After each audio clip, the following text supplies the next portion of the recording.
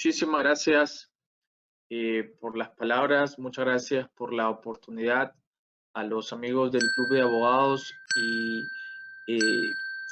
la oportunidad de generar estos espacios de conversación y de discusión que puedan brindarnos primero luces o un poco de conocimientos respecto al concepto de paternidad, a cómo es tratada la paternidad en la actualidad y posteriormente cómo se puede reconocer e impugnar o negar la paternidad, esto de la mano de las pruebas de ADN o los aspectos probatorios. Entonces, yo agradezco la invitación. Este curso va a durar 4 días, entonces vamos a poder conversar largo y tendido durante 2 horas cada día, en los cuales además en estas horas vamos a tratar de tocar y abordar casos actuales, casos reales de relevancia, sobre todo porque tienen un enfoque, muchos de ellos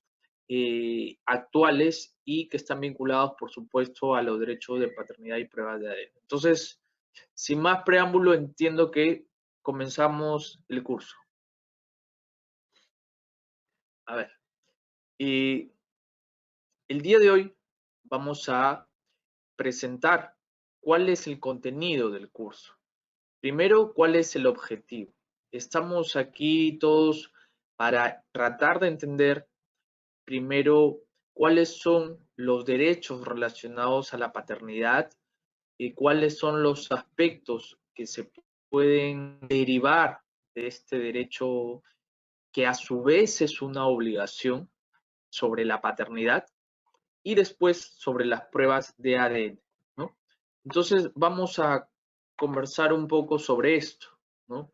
El objetivo del curso, si ustedes lo pueden ver aquí, es de alguna forma profundizar en aspectos relevantes en torno a los derechos de paternidad y a las pruebas biológicas, genéticas y otras consistentes en la verificación de paternidad. Asimismo, se presentará un panorama actual y los cambios legislativos en el Código Civil. Posteriormente vamos a analizar casos relevantes en torno a diversas problemáticas que se encuentran referidas a esta institución.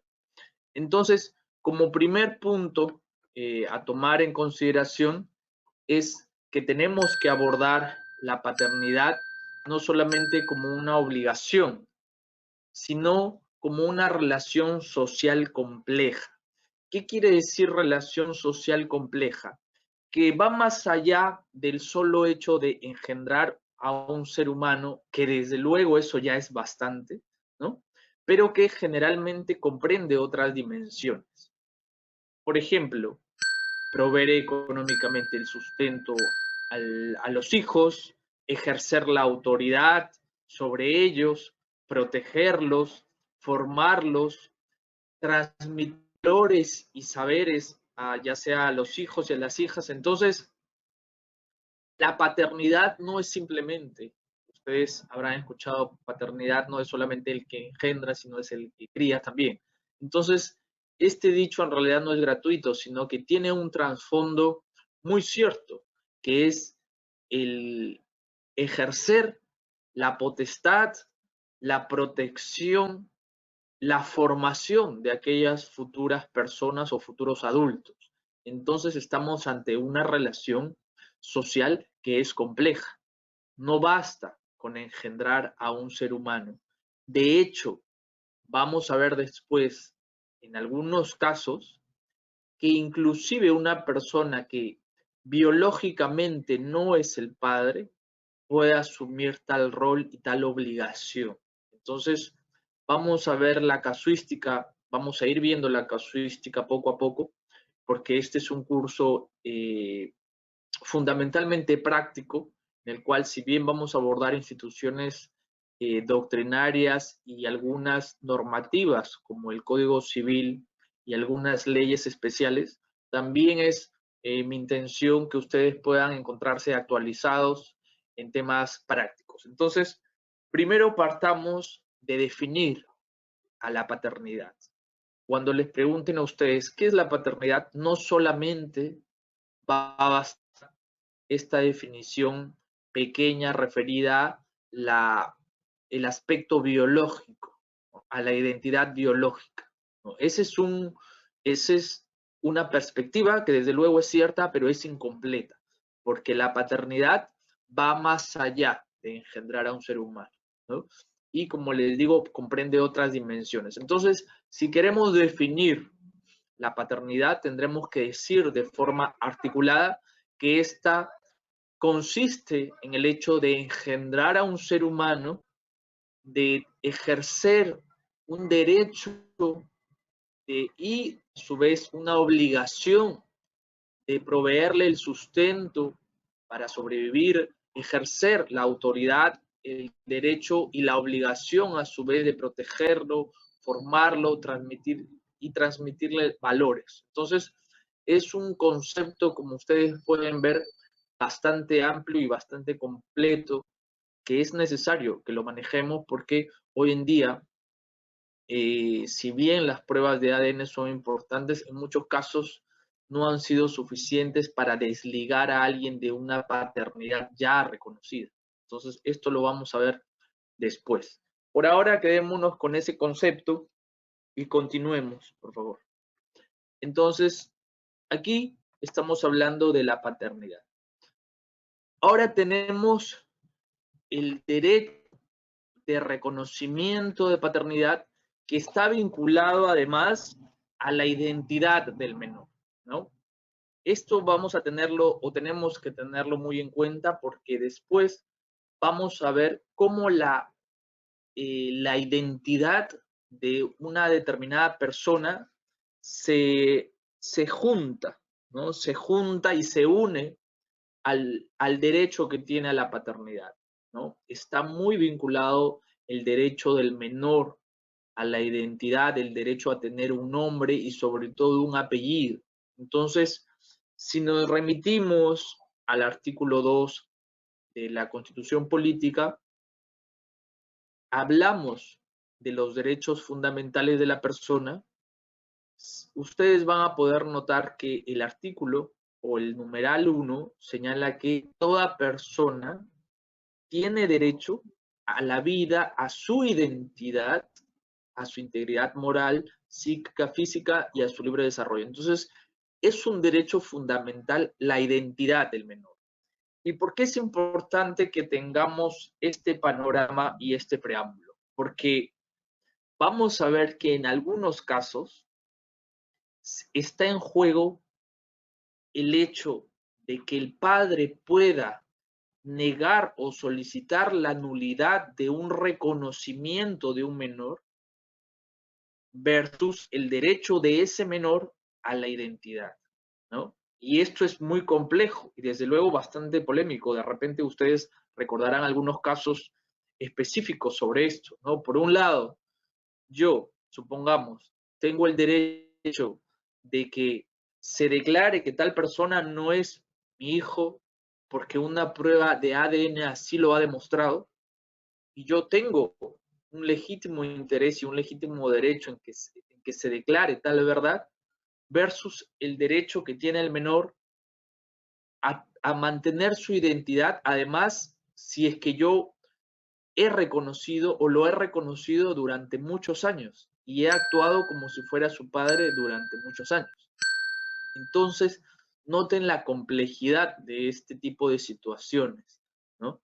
Cuando estamos ante un derecho fundamental como el derecho a la identidad, está en juego algo muy fuerte, que es un derecho fundamental de la persona, ¿no? Entonces, si bien sabemos que los derechos, ni siquiera los derechos fundamentales son absolutos, sí sirven para tener una idea de qué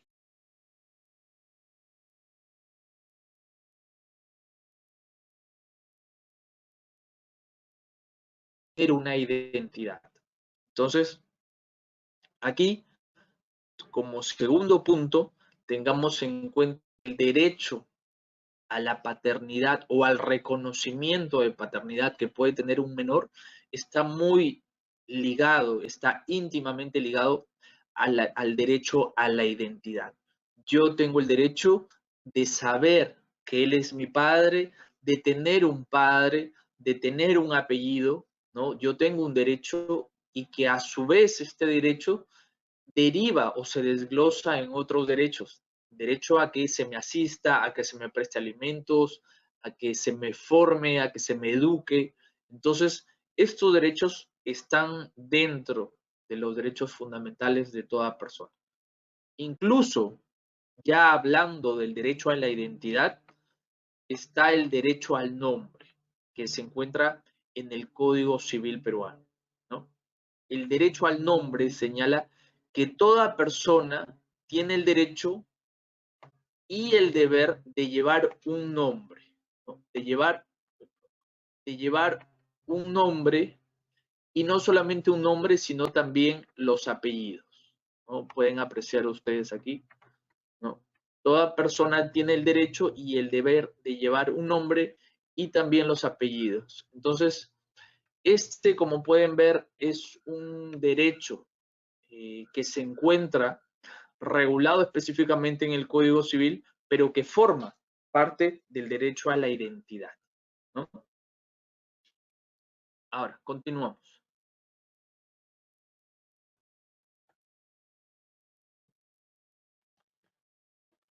Podemos ver,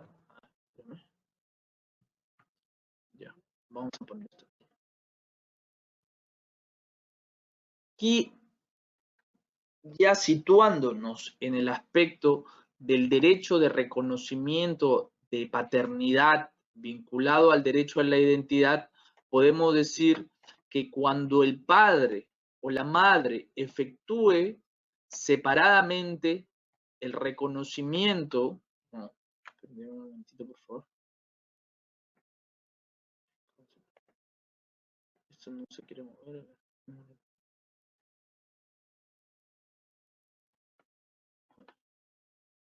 Ya, ahora sí.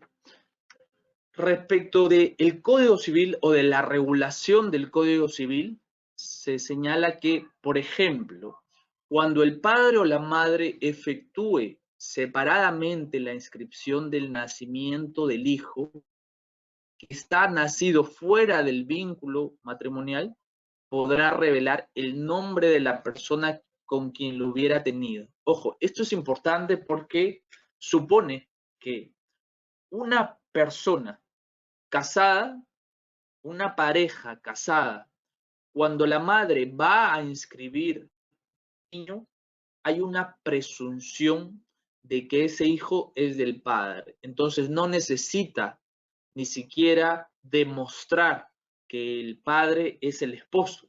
Basta con que ella indique el nombre, ¿no? Y se sepa en el registro quién es el esposo, porque además el matrimonio civil se entiende que está inscrito en el registro. Entonces hay una presunción, ¿no? Hay una presunción de que el esposo es el padre del menor. En el caso de cuando no hay, ¿no? Cuando no hay un vínculo matrimonial, o sea, una relación extramatrimonial, dos personas empiezan a convivir, digamos, ¿no? Y dentro de esta convivencia nace un niño, pero no hay una relación matrimonial, no hay un vínculo. Entonces, lo que se puede hacer, o lo que puede hacer la madre, es indicar el nombre de la persona, del supuesto padre, ¿no? Va y declara, esta persona es el padre, ¿no? En este caso, entonces, el hijo va a llevar el apellido del padre, ¿no? O de la madre que lo inscribió, así como del presunto progenitor, ¿no? Ahora, este último caso no establece un vínculo de filiación. ¿Qué quiere decir? Que la persona tiene que reconocer implícitamente o impugnar ese supuesto reconocimiento, ¿no? La madre declara y dice, a ver, esta persona es el padre, ¿no? Entonces, el registrador o la persona que ha colocado el nombre del supuesto padre tiene que ponerle en conocimiento, tiene que decirle, ¿sabe qué? Hay un hijo que está inscrito a tu nombre, ¿no? Tiene que ponerle en conocimiento, ¿no? Entonces, esto porque como vamos a ver luego, existe la posibilidad de negar la validez de esa declaración de paternidad, ¿no? Esto lo vamos a ir viendo después, ¿no? Entonces, aquí vemos que hay un derecho y hay un deber a su vez, ¿no? Hay un derecho fuerte en el cual la madre puede actuar en nombre del menor y darle el apellido del supuesto padre, ¿no? La madre dice, bueno, yo no me he casado, pero el padre es tal persona, ¿no? Ahora, noten ustedes que esto de alguna forma puede ser peligroso en la medida de que la madre puede nombrar a cualquier persona que de repente no sea el padre, ¿se dan cuenta? ¿No? Pero por eso existe, lo que vamos a ver después, una notificación al supuesto padre para que él en todo caso impugne ese acto, ¿no? O solicite o niegue el reconocimiento, ¿no? Entonces, eso lo vamos a ver después, ¿no? Sin embargo, si la madre no quiere revelar la identidad del padre, ella tranquilamente puede inscribir al hijo con sus apellidos, ¿no? No habría problema con eso, ¿no? Ahora, aquí hablamos un poco, vamos a ir viendo algunos aspectos de derecho dentro del ámbito de la paternidad, ¿no? Porque las personas o los futuros padres, cuando su hijo ha nacido, sabemos ustedes que en el caso de las madres tienen una licencia por maternidad, ¿no? Tienen una licencia por maternidad, pero en el caso de la paternidad no goza de un beneficio igual que la madre, porque lógicamente el padre no tiene esa tarea ardua, en el caso de la madre, de concebir al menor, del posparto, de los dolores, de atenderlo, etcétera, etcétera. Entonces, en esta situación, la maternidad está muy por encima de los derechos que responden a la paternidad. Sin embargo, se ha ido haciendo un intento en el caso de los hombres de que se pueda también brindar derechos que no estaban del todo regulados, en los cuales esta paternidad o este padre puede adquirir mayores beneficios para con su hijo, mayor tiempo, por ejemplo, ¿no? Había una ley en la cual se otorgaba inicialmente a aquellos padres por el solo hecho de haber tenido la posibilidad de concebir junto con su pareja a determinado menor, se le otorgaba una licencia una vez nacido el hijo de 4 días, ¿no? 4 días en el caso del padre, ¿no? Ahora, esto ha ido cambiando con el tiempo. En la actualidad se ha dado o se ha abierto la posibilidad para que el padre tenga 10 días, ya no 4, sino 10 días después del nacimiento de su hijo, ¿no? Este es de alguna forma, un beneficio, un derecho reconocido en el cual además se acepta y se incentiva o en todo caso se reconoce la posibilidad de que el padre tenga un ambiente más beneficioso y más tiempo en estos 10 días para que pueda estar con su menor hijo, que además es recién nacido, ¿no? Entonces, el derecho de reconocimiento a la paternidad, no solamente este derecho, sino el derecho a la paternidad, es un derecho que con el tiempo puede irse modificando de cierta manera en beneficio, lógicamente, de la paternidad. Ya hay reglas, ya hay disposiciones normativas establecidas, pero hay algunas que se van acoplando un poco más a estos tiempos. Inclusive se habla, es un proyecto que todavía no es oficial, pero está en discusión o todavía pretende pasar a discusión en todo caso, en el cual se pretende solicitar más de 10 días, que no solamente sean 10 días, sino de repente una licencia por paternidad de repente 20 días. En estos casos, lo que está en juego o lo que está detrás, lo que subyace a esta licencia, nuevamente es la posibilidad de que el menor pueda, de que el menor pueda gozar, si bien es un recién nacido, pueda gozar de la protección, de la dedicación, del tiempo, en este caso, por su padre, ¿no? Entonces, vemos aquí una regulación de la licencia por paternidad y hay una ley que salió, que es la ley 30807, que modifica una ley que concedía el derecho de licencia por paternidad a los trabajadores tanto de la actividad pública como de la actividad privada, ¿no? Y aquí se habla de una licencia por paternidad, ¿no? Entonces se habla de que en todos los escenarios, ojo, tanto el escenario público como el escenario privado, hay una licencia por paternidad que es otorgada al padre por 10 días calendarios consecutivos en los casos de parto natural o de cesárea, ¿no? Sin embargo, hay una regulación distinta para casos especiales. ¿Qué sucede, por ejemplo, si hay nacimientos prematuros, si el menor no nace a los 9 meses, nace a los 6 meses, o si hay partos múltiples? Perdón. ¿Qué significa partos múltiples? Que no nació uno, sino nacieron dos, nacieron tres. En esos casos, la norma, la ley establece un plazo de 20 días para que el padre pueda gozar de esta licencia por paternidad y pueda estar con sus hijos, ¿no? Se infiere que en los casos de nacimientos prematuros, el bebé necesita mayor cuidado y por ende 20 días significa más tiempo para dedicarle al menor.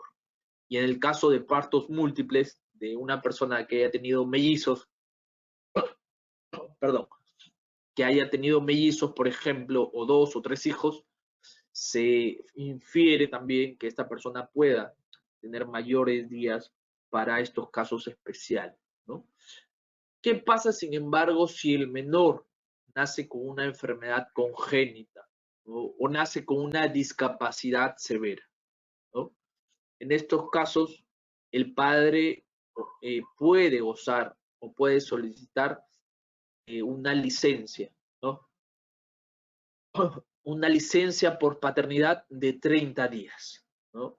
Igual en el caso de que se complique la salud de la madre, el padre también va a gozar de una licencia por paternidad de 30 días, ¿no? En el caso de la madre o la salud de la madre se ponga en riesgo, ¿no? Entonces, vemos que este tipo de figuras que poco a poco se van modificando y actualizando tienen como objetivo otorgar un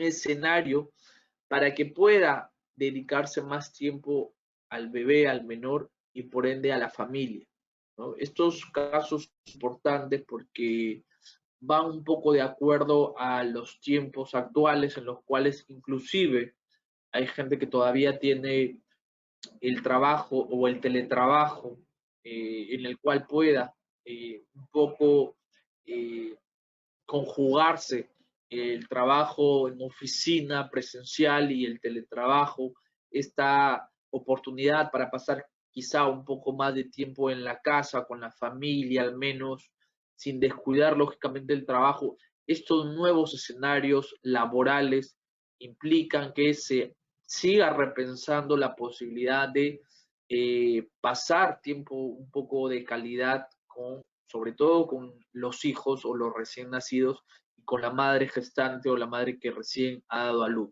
¿no? Entonces, en estos casos es importante que tengamos en cuenta cuáles son los derechos.